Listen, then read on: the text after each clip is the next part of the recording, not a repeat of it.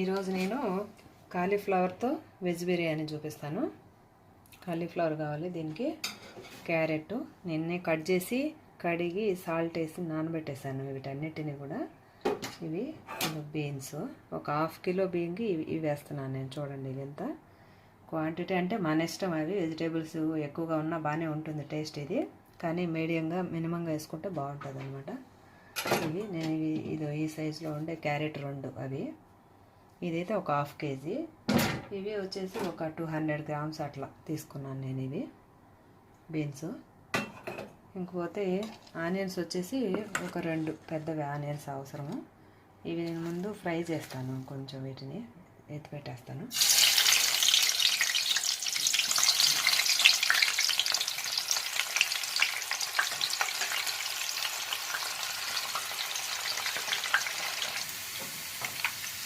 Onions fry అయిపోయినాయి కదా, ఇది తీసి మనం పక్కన పెట్టేసుకున్నాము. సరిపోతాయి ఇట్లా ఫ్రై అయితే.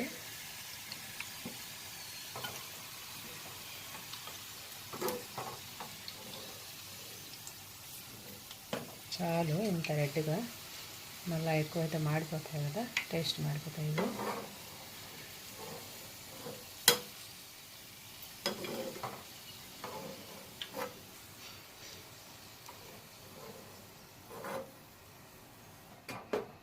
ఇంకా మనం ఇప్పుడు ఒకటొకటిగా ఈ ఫ్రై చేసేసుకుందాం. కాలీఫ్లవర్ వేసుకుంటాము.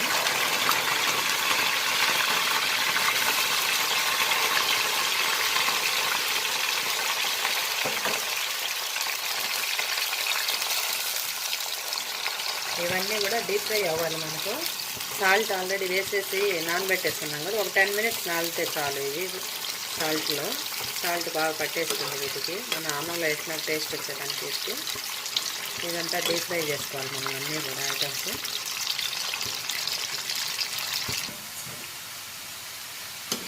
కాలీఫ్లవర్ ఇట్లా మనం డీప్ ఫ్రై చేసేసుకున్నాం కదా, దీన్ని మనం తీసేసుకున్నాము.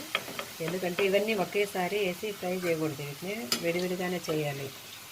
ఎందుకంటే ఇది కొంచెం సెన్సిటివ్గా ఉంటుంది కదా కాలీఫ్లవర్, తొందరగా ఫ్రై అవుతుంది. అవి కొంచెం హార్డ్గా ఉంటాయి కాబట్టి టైం తీసుకుంటాయి కదా.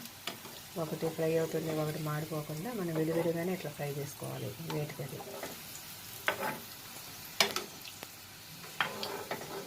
తొందరగానే అయిపోతుంది. ఎంత ఒక ½ అన్ అవర్ టైం పడుతుంది ఇది వెజిటేబుల్ రైస్ చేసుకోవడానికి. దీంతో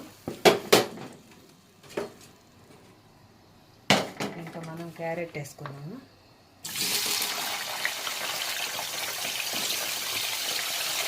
ఇట్లా రౌండ్గా కట్ చేసుకుంటేనే బాగుంటుంది, అన్నంలో మిక్స్ అయినా మనం తినడానికి కూడా. చిన్న చిన్న ముక్కలు కాకుండా ఇట్లా పెద్దగానే ఉంటే బాగుంటుంది.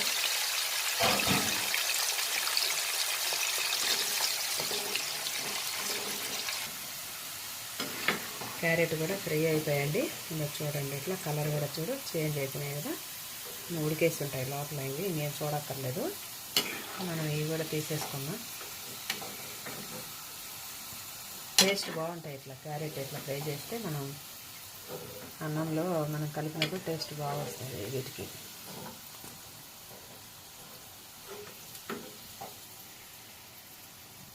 చాలామంది అంటారు కదా ఆయిల్ ఎక్కువ తినకూడదు, ఇట్లా వీటికి ఆయిల్ తెస్తుంది కదా అంటారు కదా.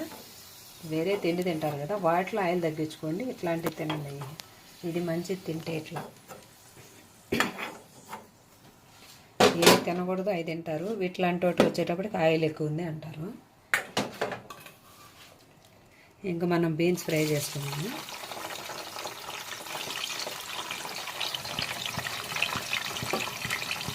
ఇప్పుడు నాన్ వెజ్ తినే వాళ్ళైతే మటన్ చికెన్ వాటిల్లో ఎంత ఉంటుంది కదా కొలెస్ట్రాల్.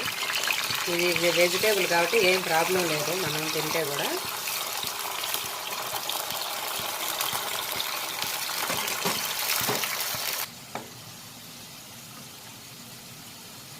ఇంకా బీన్స్ కూడా ఫ్రై అయిపోయాయండి. చూడండి ఇది ఇట్లా వచ్చేసాయి కదా.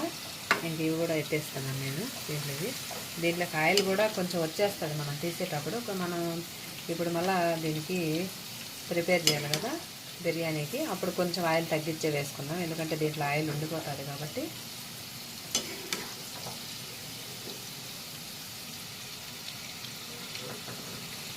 అన్నీ ఇట్లా ఒకే గిన్నెలో వేసేసుకుంటాం మనము. ఫ్రై చేసేటప్పుడు అంటే విడివిడిగా ఫ్రై చేస్తాం మనము. ఇంకెందుకంటే అన్నీ మిక్స్ చేయాలి కాబట్టి ఒకే దాంట్లోనే మనం పెట్టేసుకున్నాం.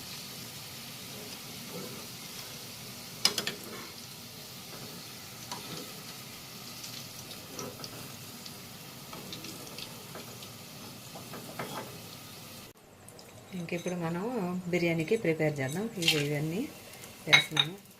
ఇలాచి, దాల్చిన చెక్క, ఇవి లవంగాలు వేసాను కదా, అది ఆనియన్స్, పచ్చిమిర్చి మనకి ఎంత కారం తింటా అనుకుంటే అన్ని వేసుకోవచ్చు. ఇట్లా పచ్చిమిరపకాయలు ఇట్లా కట్ చేసేస్తే మనకు కారం తినాలనుకుంటే మనం తినేసేసి ఇలా అడ్డు పీస్ పడేయచ్చు కదా, అందుకని ఇట్లా వేస్తే బాగుంటుంది. ఇట్లా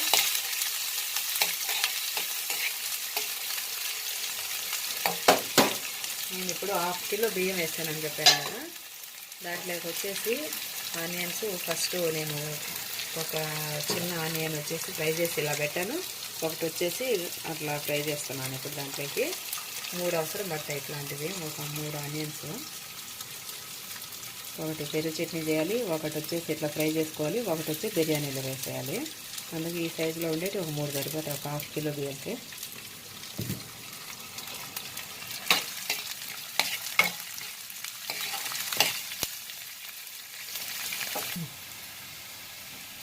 ఇంకా ఆనియన్స్ ఫ్రై అయిపోయాయి కదా, ఇప్పుడు మనం ఇది అల్లం తెల్లగడ్డ పేస్ట్, ఇది నేను ఇప్పుడే చేశాను, ఇది ఫ్రెష్గా. ఇది వేసి మనం ఫ్రై చేసి తర్వాత టమోటా వేస్తున్నాము.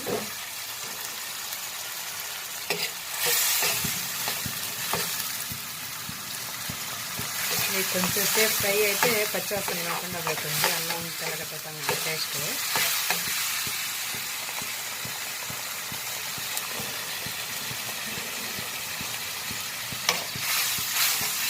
అడుగంటకుండా మనం ఇట్లా కలబెట్టుకుంటూ ఉండాలి, లేకపోతే ఇది మాడిపోతుంది, ప్యాన్ అంతా అంటుకుంటుంది ఇది. ఇంకా మనము ఇది టమోటా వేసేసుకున్నాం. నేను ఒక టమోటా వేసాను దీంట్లోకి, సరిపోతుంది, ఎక్కువ అవసరం లేదు టమోటాలు. ఇంకా అల్లం తెల్లగడ్డ పేస్ట్ బాగా ఫ్రై అయింది కదా, ఇంకా అడుగు అంటుకుంటా ఉంది ఇది. ఇంకా మనం టమోటాలు వేసాం కదా, కొంచెం సేపు మూత పెట్టేద్దాం, తొందరగా మగ్గిపోతే మన ప్రాసెస్ ఈజీ అయిపోతుంది.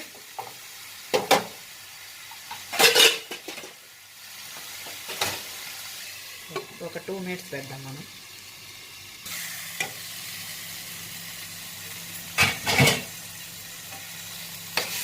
డీప్ ఫ్రై అయిపోయింది టమాటా కూడా. మనం ఆయిల్ కొంచెం తగ్గించేసాం కదా ఇందులో, ఎట్లా వస్తుంది ఇది, ఎందుకంటే అవన్నీ డీప్ ఫ్రై చేసాం కదా, వాటిలో ఆల్రెడీ ఆయిల్ ఉంది, వాటితో పాటు వచ్చేసింది ఆయిల్, కాబట్టి మనం దీంట్లో తగ్గించేసుకోవాలి. నేను కొంచెం పసుపు వేస్తాను దీంట్లో, కలర్ బాగుంటుంది, టేస్ట్కి హెల్త్కి అన్నిటికి మంచిది కాబట్టి కొంచెం పసుపు. ఇంక ఇది మనం పక్కన పెట్టేసుకున్నాము. ఇంకా అన్నం నేను హాఫ్ బాయిల్ చేసి అన్నం పక్కన పెట్టేసాను, కానీ అది చూపించలేదు ఎందుకంటే అందరికి తెలిసిందే కాబట్టి.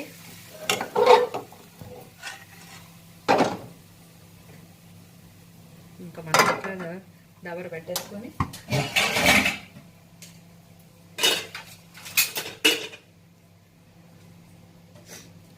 రైస్ మనం కొంచెం ఇట్లా వేసుకున్నాము, రైస్ ఇట్లా ఈ గిన్నెలో కొంచెం ఇట్లా వేసుకొని ఏదైతే మనం చేస్తున్నామో ఈ మసాలా ఉంది కదా, సాల్ట్ కూడా మనం ఇందులోనే వేసేసుకున్నాం, ఎందుకంటే బాగా మిక్స్ అయిపోతుంది, లేకపోతే మనకు తెలియదు రైస్లోకి మనం ఎంత వేయలేదు కాబట్టి ఇట్లా దీంట్లో మసాలాలోనే వేసేసుకున్నాము.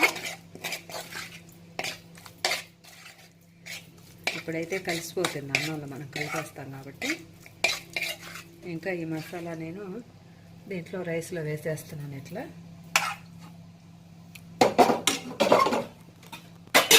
ఈ వెజిటేబుల్స్ కూడా మనం ఫ్రై చేసి పెట్టుకున్నాం కదా, వీటిని కూడా మనం కొన్ని వేసుకున్నాం ఇందులో.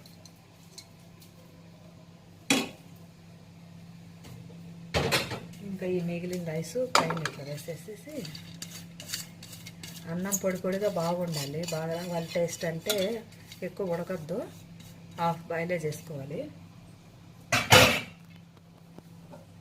ఇంకా మనం ఇట్లే అన్నమాట, ఎక్కువ చేసుకున్నా కూడా ఇట్లా ఒక్కొక్క లేయర్గా అట్లా వేసుకుంటూ రావాలన్నమాట మసాలా, ప్లస్ అవి మనం ఏదైతే వెజిటేబుల్స్ ఫ్రై చేసామో అవి.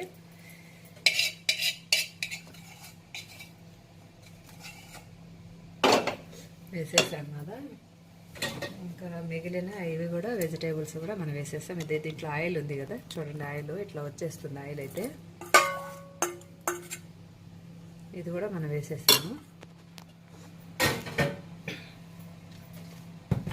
ఇప్పుడు ఒక్కసారి మనం దీన్ని కలబెట్టేసుకుందాం. కలబెట్టి కొంచెం సిమ్లో పెట్టేద్దాం మనం దీన్ని.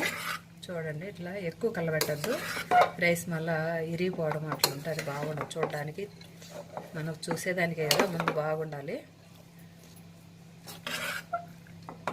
చూడండి కలర్ఫుల్గా ఉంటుంది చూడండి, గ్రీన్గా, వైట్గా, రెడ్గా, ఆరెంజ్గా ఇట్లా కనిపిస్తూ ఉంది కదా. ఇట్లా కొంచెం ఇట్లా కలిపేసుకుంటే ఆ మసాలా అంతా రైస్కి పట్టాలి కదా, సాల్ట్, కారం అంతా.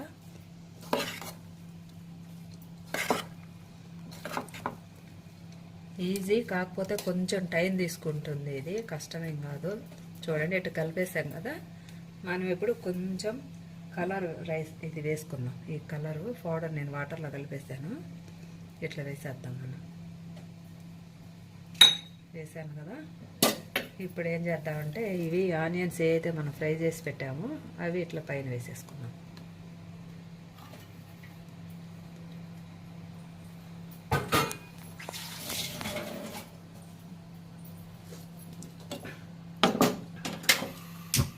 ఇంకొక 2 minutes మనము దీన్ని సిమ్లో పెట్టేసి మూత పెట్టేసి పెడదాము. అవన్నీ కారము, ఉప్పు అంతా ఏదైతే ఉందో వెజిటేబుల్స్ అంతా టేస్ట్ వచ్చేస్తుంది వాటికి. కొంచెం వేడవుతుంది అన్నం కూడా. నేను ఇంకా క్లోజ్ చేసేస్తున్నాను. ఇట్లా పెట్టేసి ఒక 2 minutes ఉంటే సరిపోతుంది. ఇంకా చూద్దాం మనం.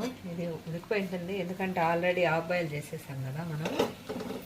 ఇది చూడండి ఇట్లా కలర్ఫుల్గా ఇట్లా ఉంటుంది బాగా. ఇది ఇంకా మనం ఇట్లా ఒక సైడ్ నుంచి ఎత్తుకుంటే ఇట్లా వస్తుంది ఇది రైస్.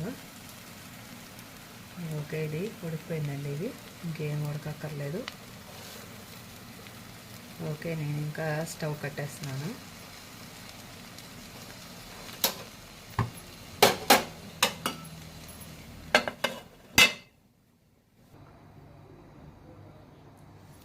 ఇప్పుడు చూడండి ప్లేట్లెక్స్ తీస్తాను. ఎట్లా కలర్ఫుల్గా ఉంటుంది ఇది. చూడండి కొంచెం అట్లా కలబెడదాం మనము. అట్లా అన్నాము చూడండి ఇట్లా కలరు. ఒకసారి అట్లా అన్నా అంటే మిక్స్ అయిపోతుంది కదా. ఇట్లా తీస్తున్నాను చూడండి ప్లేట్లోకి. కలరు ఆరెంజ్గా, వైట్గా ఇట్లా వస్తుంది. మనం కొంచెం కలర్ నీళ్ళు వేసాం కదా. ఈ వెజిటేబుల్స్ అన్నీ కూడా బాగా ఎక్కువగానే వేసాం కదా. దీంట్లోకి ఏం మసాలా కూడా అవసరం లేదు. చూసారు కదా మీరు ఇప్పుడు ప్రిపరేషన్ అంతా. పొళ్ళు అదంతా ఏం అవసరం లేదు. బిర్యానీ పౌడర్లు అవంతా ఇంతే, సింపుల్, ఈజీగా చేసేసుకోవచ్చు. ఇది పెరుగు చట్నీ. నేను గడ్డ పెరుగు, ఆనియన్స్, పచ్చిమిర్చి, ఇది కీరకాయలు ఉంటాయి కదా అవి కట్ చేసి వేసాను, సరిపోతుంది. ఇవి మన పెరుగు కావాలంటే కలుపుకోవచ్చు. తిన్నవాళ్ళు అయితే అవి ఒట్టిగా సలాడ్ లాగా చేసుకునే తినొచ్చు. ఇంక దీంట్లోకి ఏం కర్రీ అంటే అవసరం లేదు. తినేవాళ్ళైతే ఏదైనా చట్నీతో లేదంటే ఆవకాయ అట్లా వేసుకోవచ్చు కూడా. ఇంతే అండి, చూసారు కదా. చూడండి ఒకసారి మీరు కూడా ట్రై చేయండి, చేసుకోండి. ఎంతో టేస్టీగా ఉంటుంది. చూడండి, షేర్ చేయండి, కామెంట్స్ పెట్టండి, ప్లీజ్ సబ్స్క్రైబ్ చేయండి.